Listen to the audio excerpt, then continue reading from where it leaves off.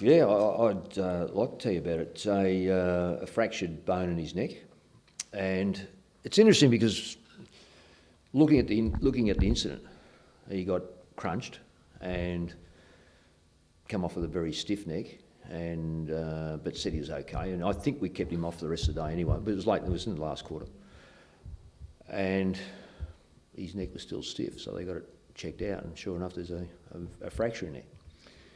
So I guess any fracture around the neck is bad. Now, how bad simply means he's going to be in a brace for 8 weeks, and it's a pretty solid brace. It's from here right through to his chest, into his chest. So,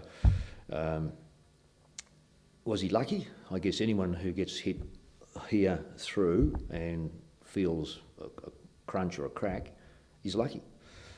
So I think it's what it does to me. It really reinforces how important the acknowledgement of the league and their ruling on keeping the head and the neck area protected as best we possibly can is reinforcement by the rules.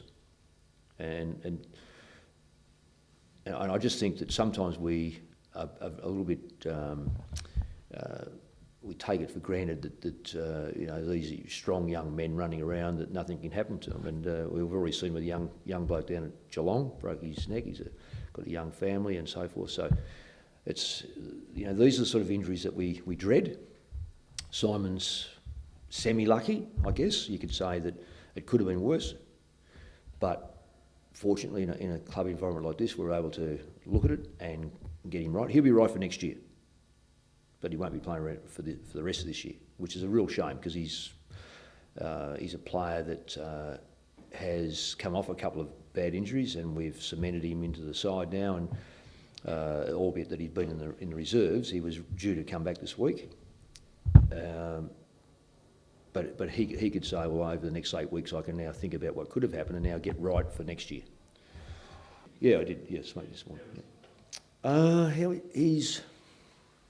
He's very disappointed he's not playing. I think it's too early to say that he's looking at it and going, what could have been? So I think it's going to take a couple, I want to involve him at the football club in a manner of, even though he hasn't played a lot of games, he's a senior player.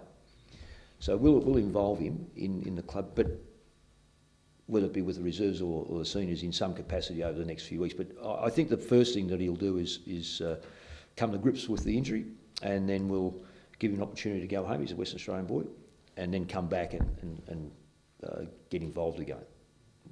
I don't want to make it too dramatic, but what it is, it's reinforcement of the rule, and thankfully it's at the AFL, and that hopefully will filter down very strongly through football played underneath that.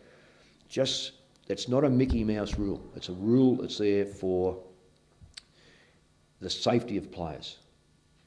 And I think it's just a real reminder of how fragile sometimes, as I said before, we think we're big and strong, and you see the players, they do weights and they've got size about them. He's not a young kid, he's got some good size about him.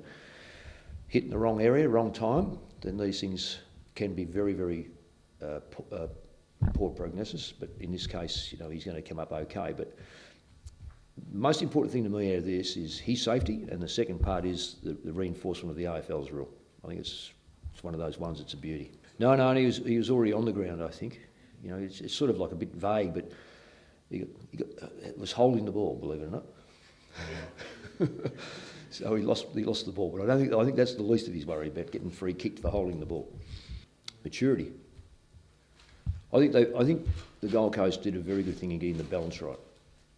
When you analyse some of their senior players, Ablett, Brown, Harbrow, etc., and there's a number of others who went to the club with some senior experience, and that's allowed some of these other young players to develop. I keep a pretty close watch on them because I get on very well with Guy McKenna, and all along he's been telling me that it's a matter of time.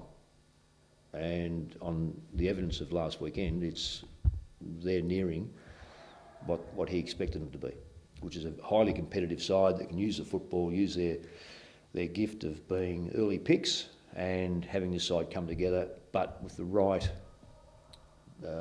make-up, in other words, with a few senior players scattered through it to keep an eye on the kids, if you like, and make sure that they don't wear the brunt of it week in, week out. So I suspect that that they're going to be they're an opponent that you've got to take very, very seriously.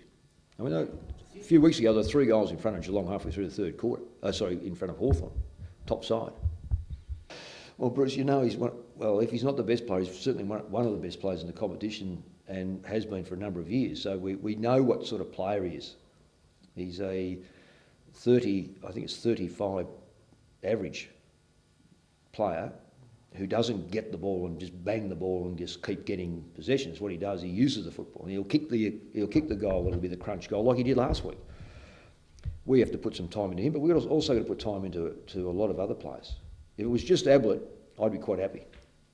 But I think that's what Guy McInnes, where he's coming from. It's no longer just Gary Ablett. It's the team. I dare say they'll look at each other occasionally. I hope they do. I hope our bloke does anyway. Yeah, you can give up the romanticism about football, Bruce. It doesn't win games of footy. It might look good from the stands, but we look at the result, or look at the execution to get the result. I don't think any player's unstoppable. I think what it is, it's the effectiveness. If you say that he's going to get 30-odd possessions, it's how and where he gets them and what he does with them. If you're not going to be around him and let him please himself what he does with it, good luck. Yeah, I'm interested you say he took a big step. I don't know where that's coming from, because he's had a fairly good year. He's had a couple of, below par? No, I'll say average games. But if we all said that, gee, Matthew Cruiser, wow, he's jumped up last week, you're making a horrible mistake about his year. He's had a very good year for us. Do you hit the ball away from Ablett? Well, I'm not too sure where. I think he's wise enough to know where to get to the fall of the footy. So it won't be a focus for us to say, well, where is he in the centre bounce and let's hit the ball away from him. No, that won't be the case. It's a little bit more detailed on that, put it that way. But we can't lock ourselves into thinking, stop Gary Ablett, we're going to stop Gold Coast, because that would be a horrible mistake as well. And that would underestimate the value of other players within their team. And I think if Bluey had his way, he would love everyone to focus on Ablett and forget the rest of the team. And he knows me and can categorically say that will not happen. Oh, how would you know what Queensland's going to give you? I mean, at least we know what we get down here. Cold, miserable, wet, up there, how would you know? So we'll take 23 players, Bruce, just in case. Late thunderstorm, early thunderstorm, God knows. But we know it won't be muddy, so you don't have to take 2 pairs of shorts, put it that way. Oh, I'll leave that up to the viewer. You can view that any way you want. All I'm saying is I think they've got a very good mix of players. And I think that's been well done to enhance them to grow, as opposed to they could have opted to just do it with kids, and I think the progress gets slowed and some players get punished physically and you don't know what you've got.